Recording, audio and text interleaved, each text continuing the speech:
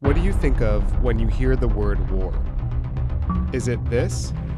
Or maybe this?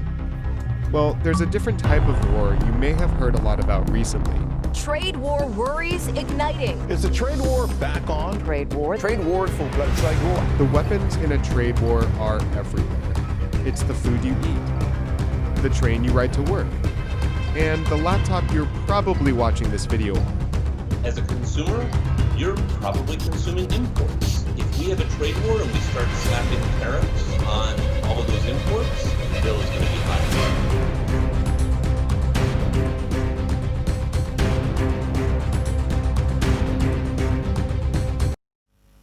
Di era modern ini, kita tentunya sangat sering mendengar atau bahkan menggunakan produk atau jasa dari perusahaan-perusahaan besar di bidang teknologi seperti Amazon, Facebook, Alibaba, dan lainnya. Sebagai perusahaan besar, tentunya mereka melakukan jual beli saham untuk mendapatkan investasi yang akan digunakan untuk memperbesar modal perusahaan dalam membangun perusahaan tersebut. Tahukah kalian bahwa terjadi perang dagang antara Amerika dan Cina yang dimulai pada 2018 lalu? Hal tersebut tentunya akan sangat berdampak pada bursa saham pada perusahaan Amerika dan Cina. Oleh karena itu, kita akan menggunakan data saham dari perusahaan besar Amerika dan Cina dalam waktu 5 tahun terakhir.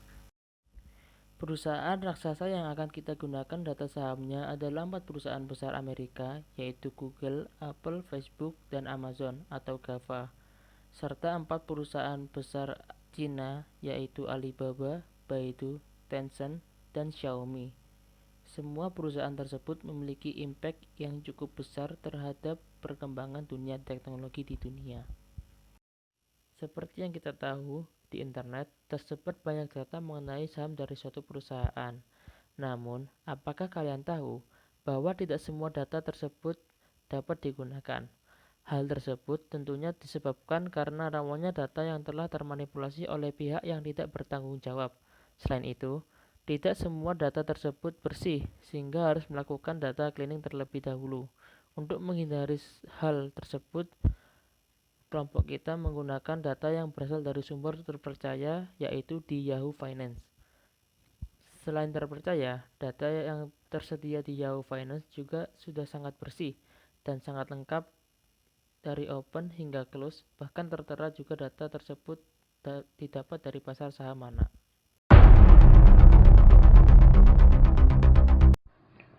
Selanjutnya, kita akan membahas variabel yang terdapat dalam data. Pertama adalah open. Open adalah harga pembukaan saham pada saat transaksi dimulai dari suatu periode transaksi. Kedua yaitu close yang menunjukkan harga penutupan suatu saham dalam satu hari perdagangan.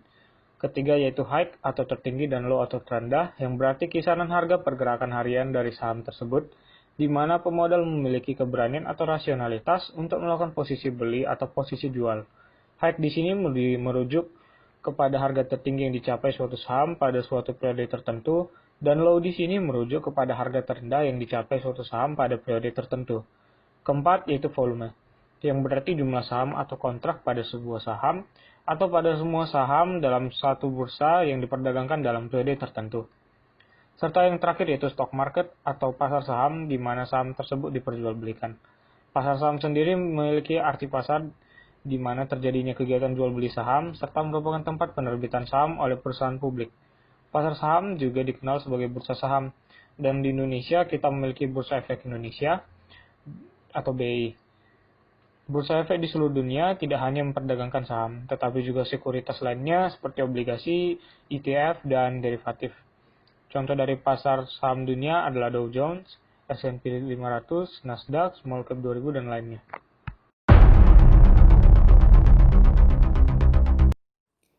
Kemudian setelah mendapatkan data, apa yang kita lakukan? Tentunya kita akan menganalisis data tersebut. Sebenarnya apa data analisis itu? Data analisis adalah menginspeksi, membersihkan, merubah, dan memodelkan suatu data dengan tujuan untuk mendapatkan informasi dari data tersebut. Contoh informasi berharga yang bisa diambil adalah nilai rata-rata, jumlah data, standar deviasi, dan lainnya. Sebelumnya kita telah menentukan akan menggunakan data harga tertinggi dari setiap saham untuk diambil informasinya.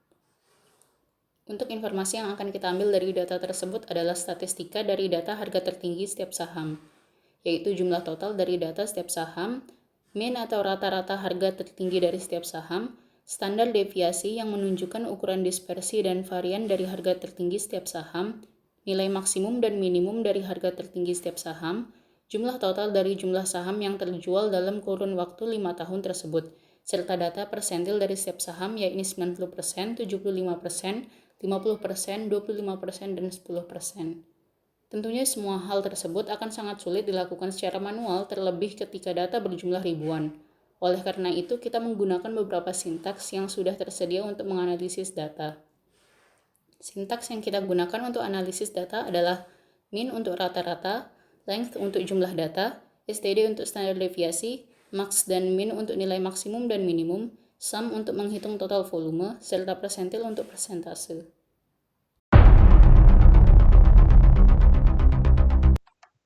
Setelah melihat data-data statistik, sekarang agar mempermudah dalam membaca data, kita akan melihat dalam bentuk visualisasi data.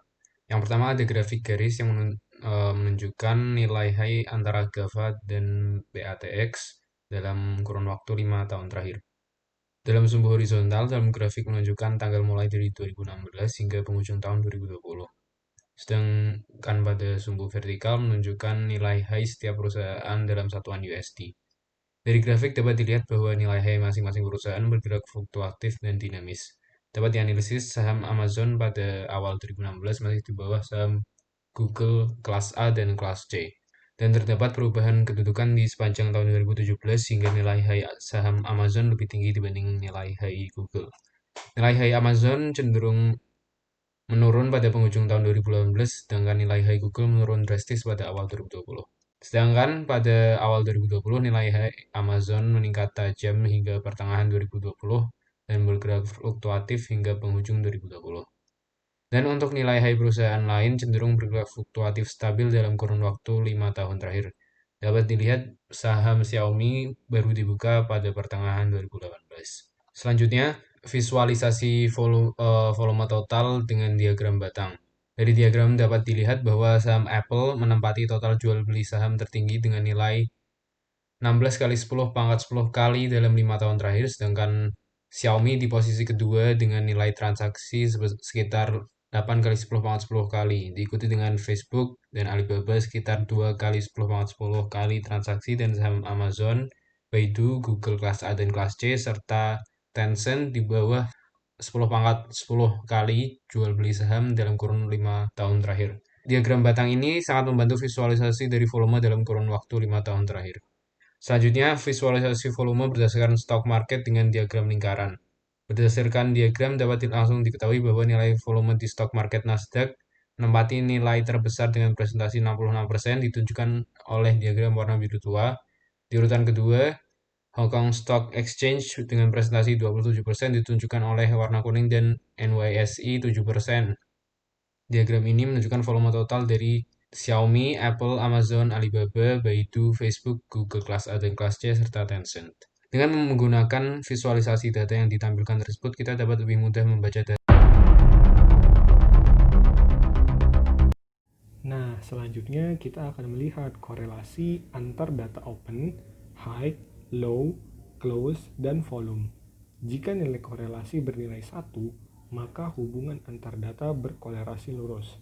Jika 0, maka tidak terdapat korelasi antar data, dan jika minus 1, maka korelasi data berbalik. Dari hasil tabel korelasi, dapat kita lihat bahwa korelasi antara open versus high, open versus low, open versus close, high versus low, high versus close, dan low versus close bernilai mendekati 1, yang berarti memiliki korelasi berbanding lurus. Sedangkan untuk open versus volume, high versus volume, low versus volume, dan close versus volume bernilai negatif mendekati minus 1, yang berarti data berkorelasi berbalik. Adapun nilai 1 pada tabel menunjukkan data berkorelasi lurus dan 0 menunjukkan tidak ada korelasi antar data. Mungkin hanya ini yang dapat kelompok kami jelaskan mengenai tugas pengelolaan data mata kuliah pengenalan komputasi kali ini. Saya mewakili anggota kelompok mohon maaf apabila dalam penyampaian ada yang kurang baik dari berbagai sisi. Terima kasih atas perhatiannya. Assalamualaikum warahmatullahi wabarakatuh. Salam sejahtera untuk kita semua.